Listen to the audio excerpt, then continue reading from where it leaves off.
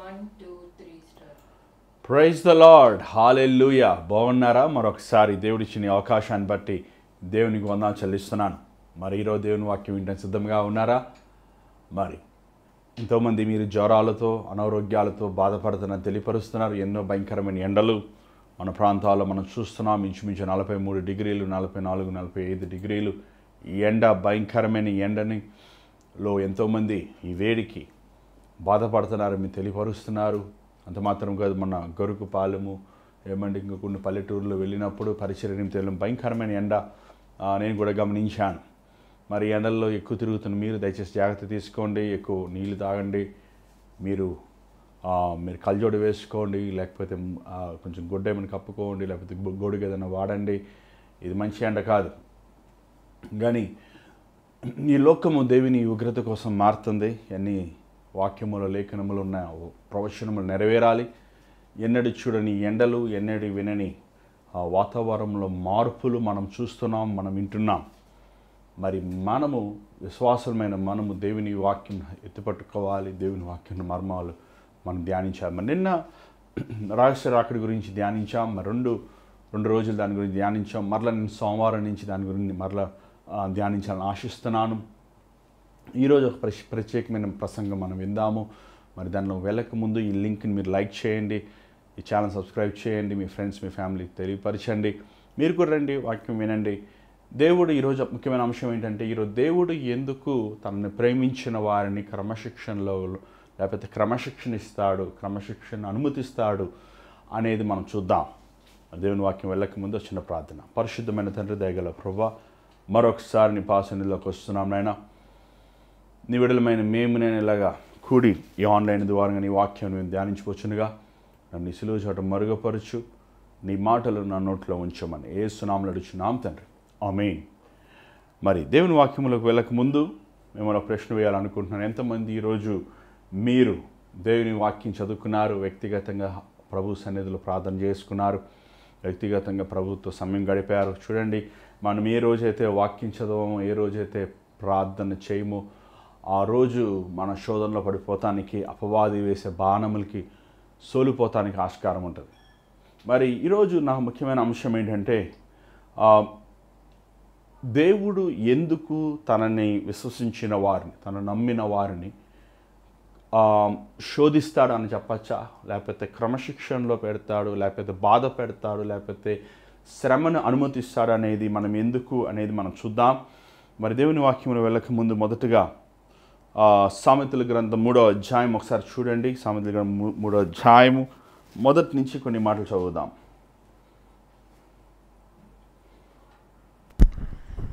నా కుమారుడా, నా ఉపదేశము మరువకుము, నా ఆజ్ఞలను హృదయపూర్వకముగా గైకొనుము.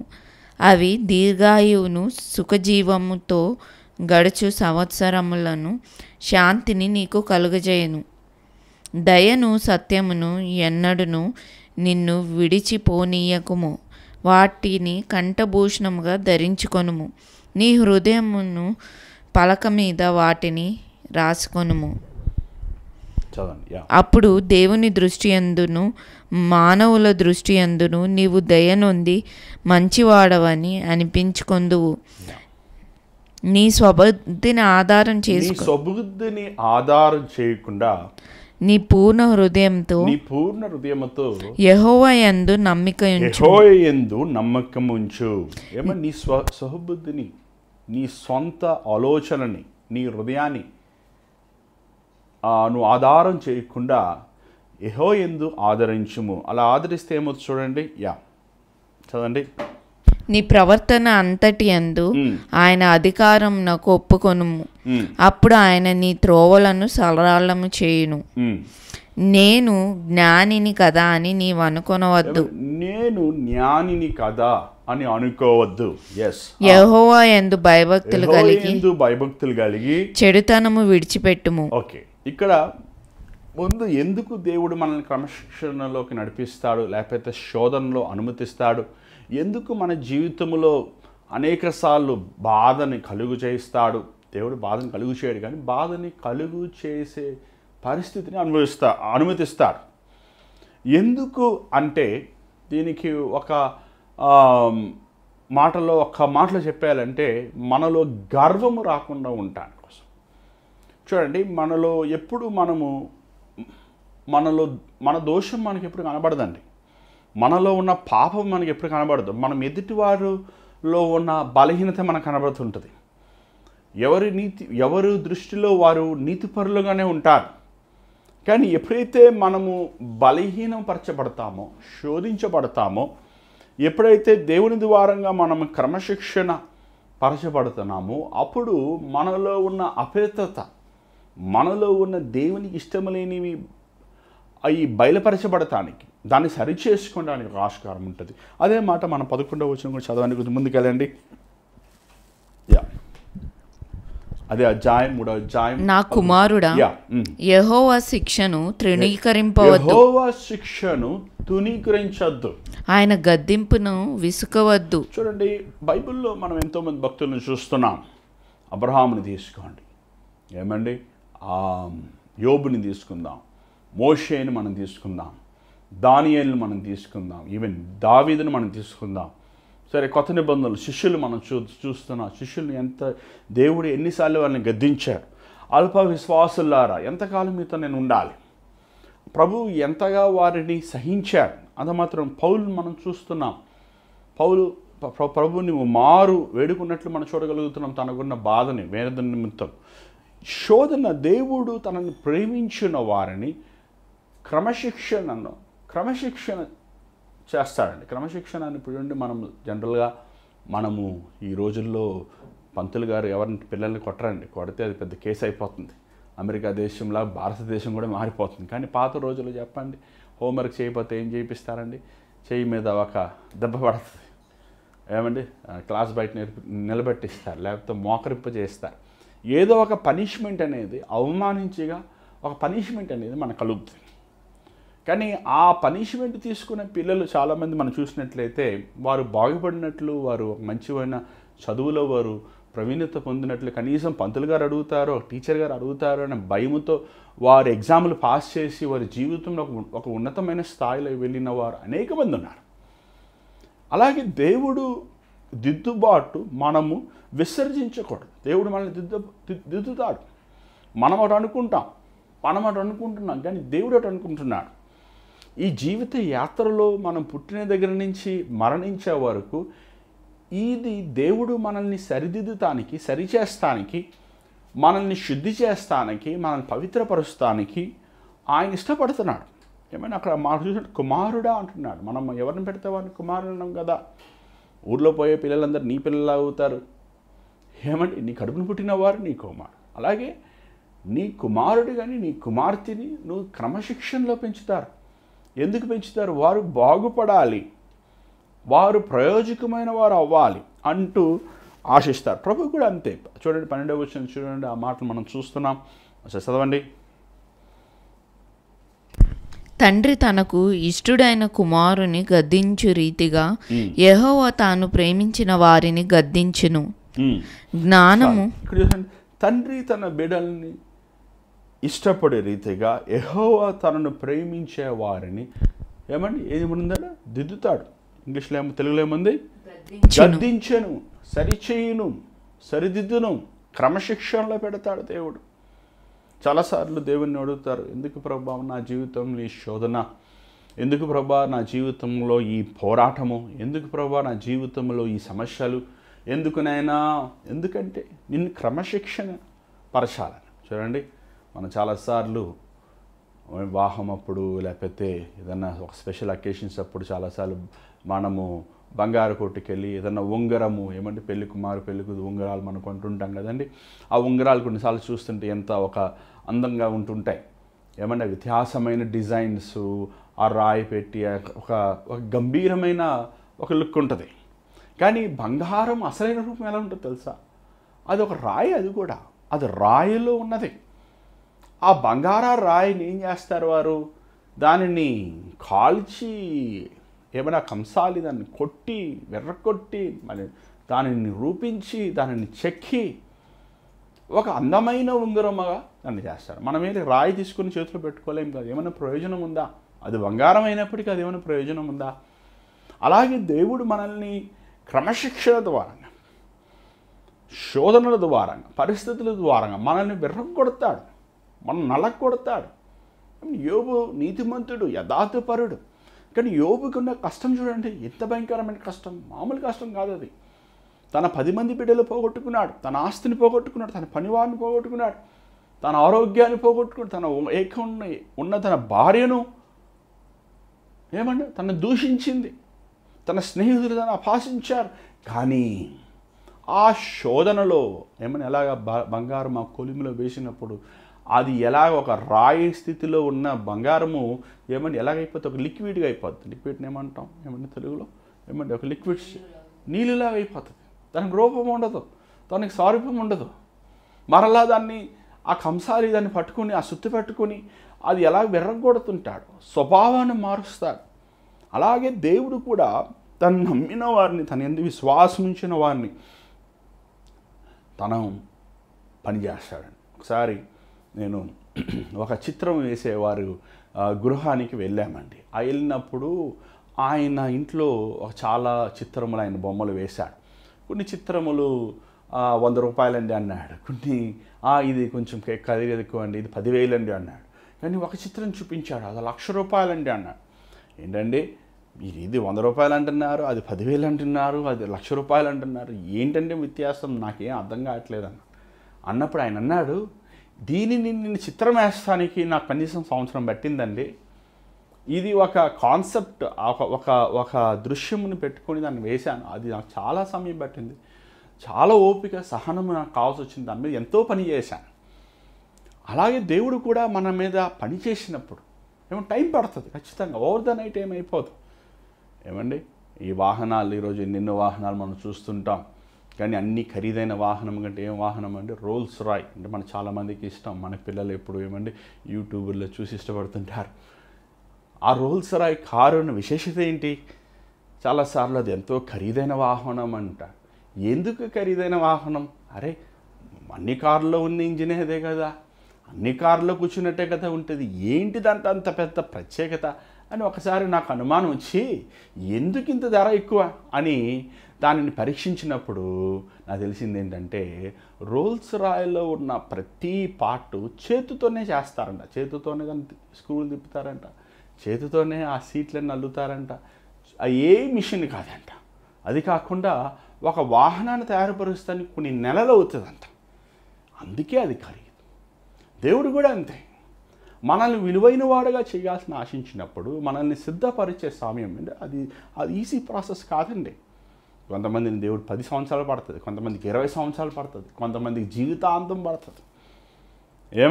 కానీ దేవుడు మన మీద పనిచేసినప్పుడు, ఆ ప్రభు హస్తం మన మీద ఉన్నప్పుడు మనం ఆ శోధనని,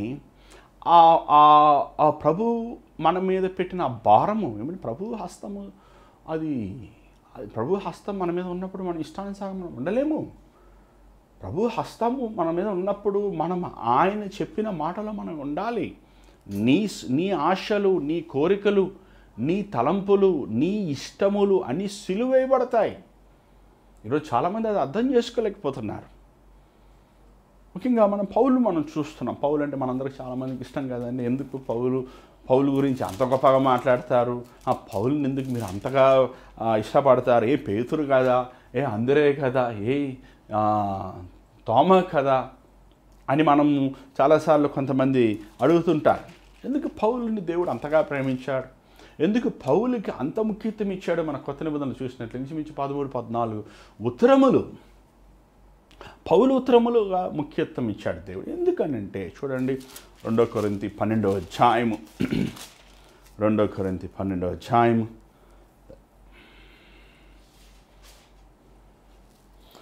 అంత చదువుతాను, మనకి సమయం లేదు కానీ 6వ వచనం చదవండి. అతిశయపడుటకు ఇచ్చయించినను నేను సత్యము పలుకుదును గనుక అవివేకిని కాకపోదును. గాని నాయందు ఎవడైనను చూచిన దానికన్నను నా వలన వినిన దానికన్నను నన్ను ఎక్కువ ఘనముగా ఎంచునేమో అని అతిశయించుట మానుకొనుచున్నాను.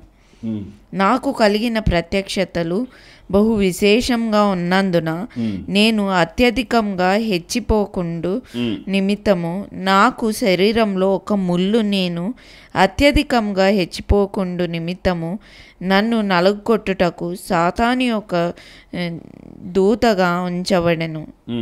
అది నా యొద్ద నుండి తొలగిపోవాలని దాని విషయమై ముమ్మారు ప్రభువును వేడుకొంటిని. అందుకు ఇక మనం చూసినట్లయితే అంటున్నాడు పౌలు మూడో ఆకాశం శరీరధారంగా ఉన్నప్పుడు పరలోకంకి వెళ్ళి మూడో ఆకాశంకి వెళ్ళి వచ్చి చూసినట్టు మనం చూడగలుగుతున్నాం. కానీ పౌలు జీవితాన్ని మనం చూసినట్లయితే పేతురుని మనం చూస్తున్నాం. పేతురు సంఘముకి పునాది రాయి. ప్రభు అంటాడు నీ మీద నా సంఘమును కడతాను. పేతురుకి ఒక ప్రత్యేకమైన స్థలం సంఘంలో ఉంది. కానీ మీరు బైబిల్ భాష విన్నట్లయితే పౌలు చేసిన సేవకి పేతురు చేసిన సేవకి ఎంతో వ్యత్యాసం ఉంది. ఏది గొప్ప ఏది తక్కువ అంటలేదు, కానీ వ్యత్యాసం. ప్రభువు కోసం ఎక్కువ ప్రయాస, ఎక్కువ భారము, ఎక్కువ ప్రభు మనసుతో పరిచర్య చేసింది చూసి ఎవరంటే పౌలే. గలతీలో మనం 2వ అధ్యాయం 3వ అధ్యాయం అక్కడ ఒక ఉదాహరణ మనం చూస్తున్నాం. ఆ అన్ని జనులతో పేతురు భోజనం చేస్తున్నాడు. ఎప్పుడైతే యెరూషలేము నుంచి సహోదరులు వచ్చినప్పుడు పేతురు వెంటనే వారిని వదిలివేసి అన్ని జనులను వదిలేసి యూదులతో కలిసి భోజనం చేస్తూ స్టార్ట్ చేశాడు. ఆ సంఘములో ఆ రోజు విభేదాలు ఉన్నాయి. సున్నతి చేయబడినవాడు, సున్నతి చేయబడినవాడు.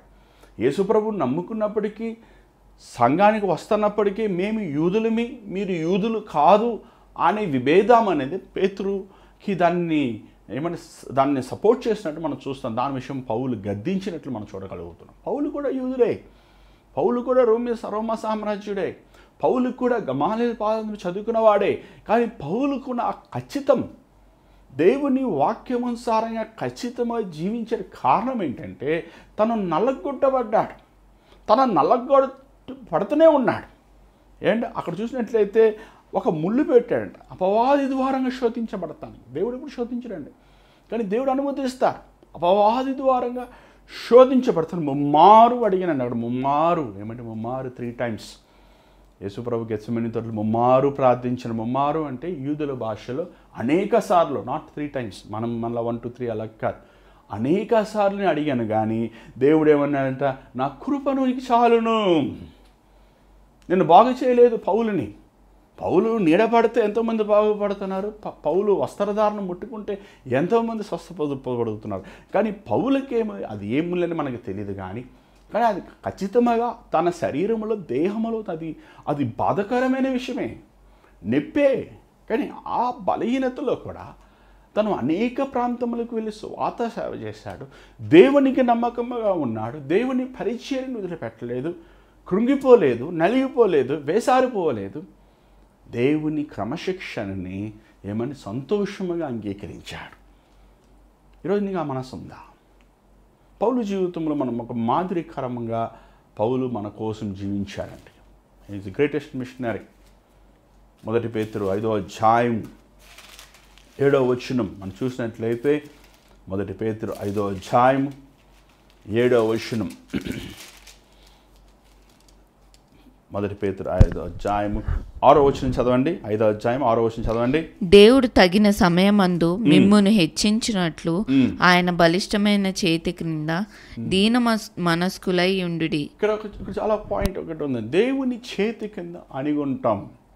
దేవుని చెయ్యి అది బరువైనది. దావీదు మనం చూస్తున్నాం 3 దినములు దేవుని చేతిలో ఉన్నాడు. అది బరువైనది.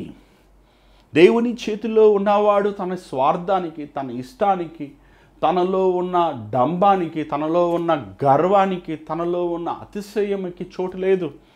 దేవుని చేతి కింద ఉన్నది నలిగిపోతుంది, విరిగిపోతుంది. దేవుని చేతిలో ఉన్నవారు వారు రూపం పోగొట్టుకుంటారు, వారి వ్యక్తిత్వం పోగొట్టుకుంటారు. అక్కడ సెల్ఫ్ ఉండదు, అక్కడ స్వార్థం ఉండదు. అక్కడ దేవుని చేతిలో ఉన్నవారు ఆ ప్రభు తన వారిని ఎలాగ విర్రగొట్టాలో, ఎలా నల్లగొట్టాలో, ఎలా రూపించాలో ఆయనకు మాత్రమే తెలుసు. ఎవరు చెప్పలేరు.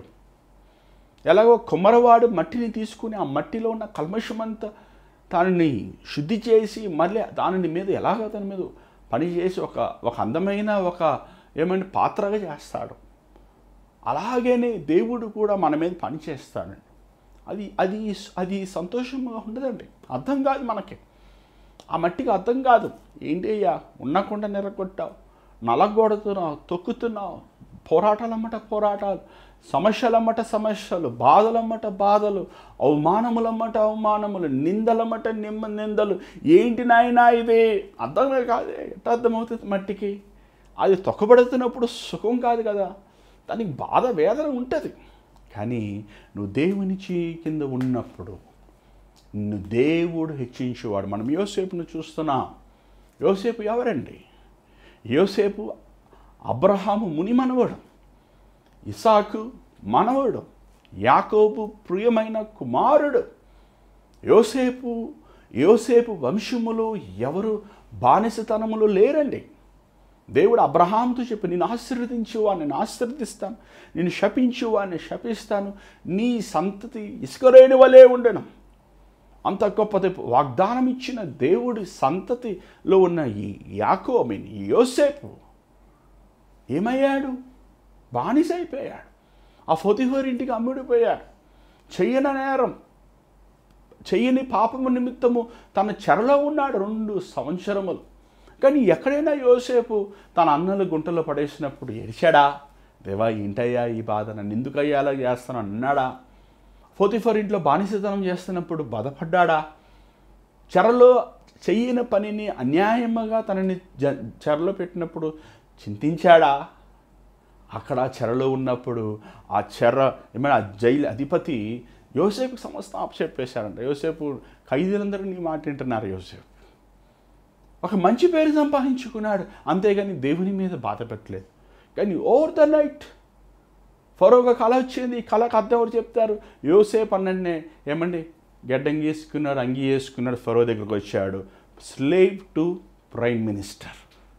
ఓవర్ ద నైట్ ఏమండి అక్కడ మళ్ళీ ప్రమోషన్స్ లేవు, ఒకే ప్రమోషన్. చూసారా, దేవుని చేతి కింద ఉన్నప్పుడు, దేవుడిని నల్లగొడుతున్నప్పుడు, విర్రగొడుతున్నప్పుడు, నీ సారూప్యాన్ని, నీ స్వభావాన్ని, నీ గుణగుణాన్ని, నీలో ఉన్న అపవిత్రతని, నీలో ఉన్న ప్రతి దేవునికి ఇష్టం లేనివి దేవుడు తొలగిస్తున్నప్పుడు ఓర్పుతో సహనముతో ఉండు. నా జీవితం ఏంటి ఎలాగైపోయింది, నా బ్రతికి ఏంటి ఎలాగైపోయింది, వీళ్ళు ఎలా ఉన్నారు, వాళ్ళు ఎలా ఉన్నారు, నేను ఎలాగైపోయానేంటి? ఏమండి యోసేపు ప్రవచించిన ఆ వ్యక్తి తన ఉద్యోగం సంపాదించుకున్నాడు, కానీ మళ్ళీ యోసేపు దాని గురించి బాధపడలేదే. చూడండి, నిన్ను హెచ్చించేది దేవుడు, నిన్ను లేవనెత్తేది దేవుడు, నిన్ను ఉన్నతమైన స్థానములు పెట్టేది మనుషులు కాదు. మనుషులు ఏమి చేయగలరు? మనుషులు ఏం చేస్తారు నీకు? మనుషులు ఏమీ చేయలేరు. శూన్యమును చేసిన దేవుడు, మట్టిని తీసి శ్వాసనిచ్చి దేవుడు, నన్ను రూపించిన ఆ హస్తము కింద నువ్వు ఉన్నప్పుడు నిన్ను లేవనెత్తగలిగిన వాడు. ఎంత ఎత్తండి దేవుని హస్తం. యోసేపు ఏమండి ఐగుప్తు మాత్రమే కాదు, కానానికి మాత్రమే కాదు, లోకమంతటికి దీవెనకరమయ్యాడు. ఈరోజు నీ జీవితంలో నువ్వు క్రమశిక్షణ, దేవుని ద్వారా క్రమశిక్షణ పొందాలనుకుంటున్నావా? దయచేసి ఒక మాట మనం చూసుకుని మనం ముగించుకుందాం. హెబ్రీలు రాసిన పత్రిక 12వ అధ్యాయము, హెబ్రీలు రాసిన పత్రిక 12వ అధ్యాయము 11వ వచనం ఒకసారి చదవండి.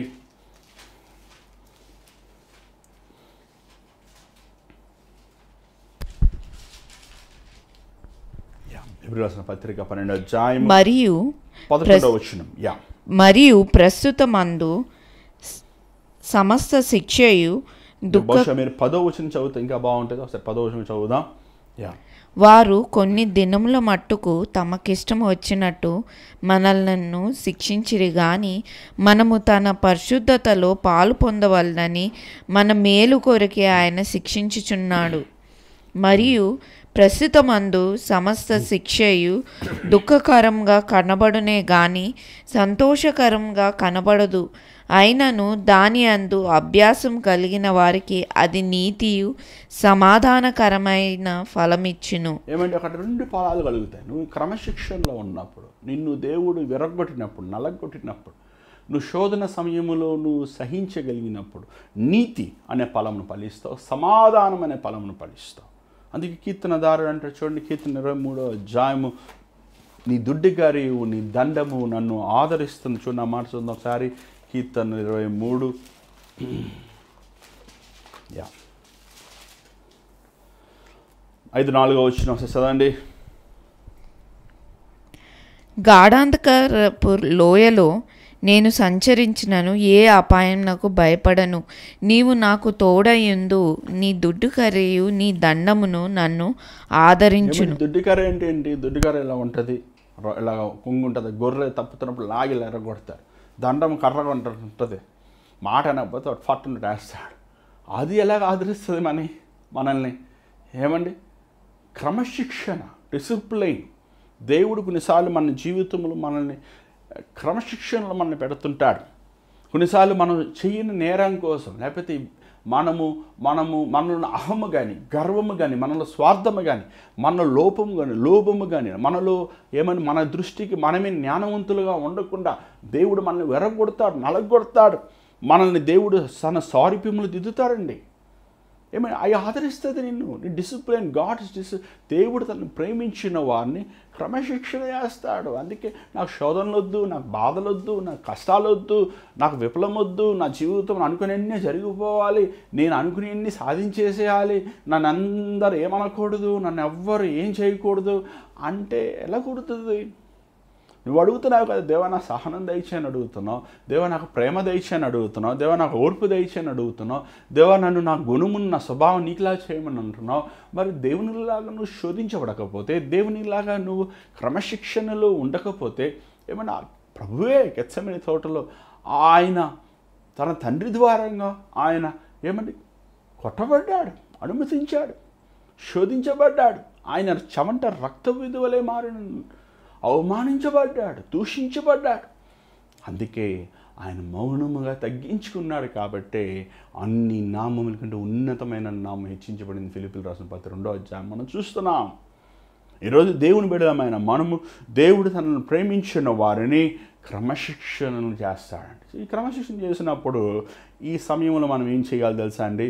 మనము దేవునికి లోబడేవారుగా ఉండాలి, అనుకోవాలి. ఏమంటే ఆ గొర్రెను ఆ దుడ్డికర్రతో కాలు వెరగట్టాక ఏం చేస్తాడు తెలుసా? ఆ కాపరి దానికి మరి కట్టి భుజం మీద వేసుకుంటాడు, దానికి సంరక్షిస్తాడు, దాన్ని గాయం చేసి గాయం మానుపోవాడు ఆయనే. ఇంకో మాట మనం చూసుకుని మనం ముగించుకుందాం. దయచేసి వాళ్ళు చూడండి ఒకసారి. సామెతలు 29వ అధ్యాయము 17వ వచనం ఒకసారి చూడండి. సామెతలు 29వ అధ్యాయము 17వ వచనం. నీ కుమారుని శిక్షించిన ఎడల అతడు నిన్ను సంతోషపరచును, నీ మనస్సుకు ఆనందము కలుగచేయును. మనం అందరం ఎవరు బిడ్డలమే? దేవుని బిడ్డలమే కదా. దేవుడు మనల్ని శిక్షించినప్పుడు మనం ఏం చేస్తుంది తెలుసా అండి? మనము అవినీతైన మార్గములో, దుర్మార్గమైన మార్గములో, నిత్యమైన నరకమైన మార్గంలో కాకుండా మనము దేవుని ఎదుట సరిచేసుకుంటానికి, సరిదిద్దుకుంటానికి, మనము మరొకసారి ఆయన పాదములు పట్టుకుని కన్నీరు కారుస్తానికి, దేవుని సన్నిధిలో రోధిస్తానికి మరొక అవకాశం మనకి ఇస్తున్నాడు. అలాంటి వారు ఏం చేస్తాం? మనం దేవునికి ఆనందం కలుగు చేస్తాం, మన పరలోక తండ్రిని మనం సంతోషపెడతాం. చూడండి, ఈ మానవ స్వభావము, దేవుడు మన పట్ల ఆశించిన స్వభావం వేరంటే. మానవ స్వభావం సమస్తమైనది భూమి మీదే ఉంటుంది, కానీ దేవుడు మనల్ని ఏమంటే తన రూపములో, తన సారూప్యములో చేశారు. ఎందుకు? తన వలే మనము పరిశుద్ధులుగా, పవిత్రులుగా, యథార్థపరులుగా దేవుని మార్గములు నడిచి ఎలాగ యేసుప్రభు ఈ లోకంలో జీవించాడో అలాగ జీవించాలని ఆశిస్తున్నాడు. మరి అలాగే మనం జీవిస్తున్నామా? శోధన వచ్చిన వెంటనే, పోరాటం వచ్చిన వెంటనే, అనుకుని జరగకపోయిన వెంటనే, శరీరం ఒత్తిడి, అనారోగ్యాలు కలిగిన వెంటనే దేవుణ్ణి దూషించేస్తున్నాం, దేవుణ్ణి విసుక్కుంటున్నాం, నాకెందుకు ఈ కష్టాలు, దేవునికి ఇంత ప్రార్థనలు చేస్తున్నాను, ఇన్నిసార్లు మొరపెడుతున్నాను, ఇంత నేను ప్రభు కోసం యథార్థంగా ఉంటున్నాను, నన్ను ఎందుకు దేవుడు ఇంతగా నన్ను శోధిస్తున్నాడు, ఎందుకు నన్ను ఇంత క్రమశిక్షణ చేస్తున్నాడు అని నువ్వు దేవుని మీద ఆయాసం పట్టుకున్నావా? ఈరోజు నేను సరి చేసుకో, సరిదిద్దుకో. దేవుడు నేను శిక్షించినప్పుడు జ్ఞాపకం చేసుకో, ఆయన నిన్ను ప్రేమిస్తున్నాడు కాబట్టి నేను శిక్షిస్తాను. ఏమండి, మన రోడ్లో పోయే పిల్లలందరినీ మనం శిక్షించాం. మన కడుపుని పుట్టిన పిల్లలు తప్పు చేసినప్పుడు, లేకపోతే వారు బాగుపడాలని చాలాసార్లు మనం ఏం చేస్తామండి? స్ట్రిక్ట్గా ఉంటాం, క్రమశిక్షణను నడిపిస్తాం. అలాగే దేవుడు కూడా మనల్ని సరిదిద్దాలని, సరిచేయాలని, మన గర్వము, స్వార్థము, లోభము, లోకాశలు, లేకుండా మనం పవిత్రముగా ఆయన కోసం జీవించి ఈ లోకం ముగించాలి, నిరంతరమైన పరలోకములు ఆయనతో పాటు ఉండాలని ఆశిస్తున్నాడు. ఈరోజు నీ జీవితం ఏసగిస్తావా?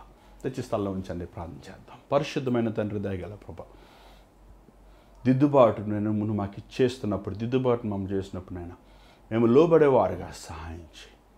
శోధన సమయములో చింతించేవారు కాక, దిగులు పడేవారు కాక, ఆందోళన పడేవారు కాక, శోధన సమయములోనైనా నీ వాగ్దానములు ఎత్తుపట్టుకొని యోసేపు వలె మౌనముగా నాయనా, అయ్యా నాయనా నీకు సమస్తము తెలుసు, నువ్వు నెరవేర్చువాడు అని విశ్వాసం మనదైచి రూపించిన వాడు నువ్వు నాయనా, ప్రాణం ఇచ్చిన వాడు నువ్వు నాయనా, మమ్మల్ని సజీవ లెక్కలు ఉంచిన వాడు నువ్వు నాయనా. నీకు తెలియకుండా ఏది జరగదు ప్రభా. అయ్యా నాయనా ఈరోజు ఈ వాక్యం వింటున్నా నీ విడుదలని దర్శించు. ప్రతి అంధకార శక్తులు, ప్రతి వంచే ఆత్మల నుంచి, మోసపరుస్తున్న సాతాను క్రియల నుంచి, అయ్యా దేవుని దూషించేవారుగా, దేవునిని అవమానించే రీతిగా మాట్లాడే సాతాను క్రియలు యేసు నామములో బంధిస్తున్నామయ్యా. నిబిడలమైన మేము నాయన, మా పరలోక తండ్రి ఏ రోజు మమ్మల్ని బాధ పెట్టాడు, మమ్మల్ని క్రమశిక్షణలో నడిపించువాడు, మా స్వభావం మార్చువాడు, మా జీవితం అనుమతించిన ప్రతి పరిస్థితి ద్వారంగా మాకు నేర్పించువాడని విశ్వాసం కలిగి ఉండటానికి సహాయం చేయి. చిత్తమీద రేపు కలుసుకొని కృప చూపించమని యేసు నామములో అడుగుచున్నాం తండ్రి, ఆమేన్. మరి దేవుడి మీతో మాట్లాడుంటే మనం తెలియపరచండి. మీ ప్రార్థన అవసరతలు స్క్రీన్ మీద కనబడుతున్న నెంబర్ 8939392139 నెంబర్కి మాత్రమే కాల్ చేయండి.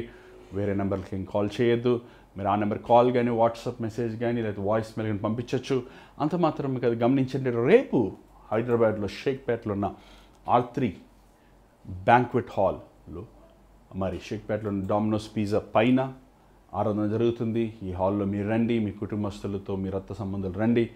మీరు ఎవరైనా సరే ప్రత్యేకమైన ప్రార్థనలు కావాలంటే, దేవుని సలహా తీసుకోవాలంటే, దేవుని దీవెనలు పొందాలనుకుంటే ఈ కార్యక్రమం మీరు రావచ్చు, మీరు పాలు పొందొచ్చు. మరి దేవుని చేతి మీద రేపు కలుసుకుందాం. అంతవరకు God bless you, take care.